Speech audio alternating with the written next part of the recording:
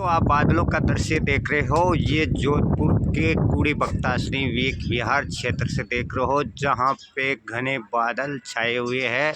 और यहाँ अभी जोधपुर में जहाँ सांगरिया क्षेत्र वेक विहार एरिया है, वहाँ अभी बारिश शुरू नहीं हुई है।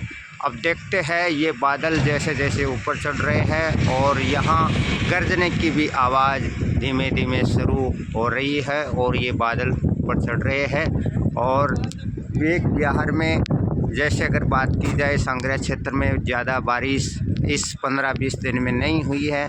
और जोधपुर शहर में बारिश हुई थी, बहुत ही अच्छी और शानदार बारिश हुई थी, जहां जम के बरसी थी। लेकिन सांगरिया क्षेत्र एरिया में बारिश नहीं हुई। आप देख सकते हो ये बादल जो है ऊपर चढ़ रहे हैं, इधर आ रहे हैं। अब देखते हैं बारिश कितनी हो पाती है और इनका कितनी लंबी बारिश होती है, ये देखते हैं।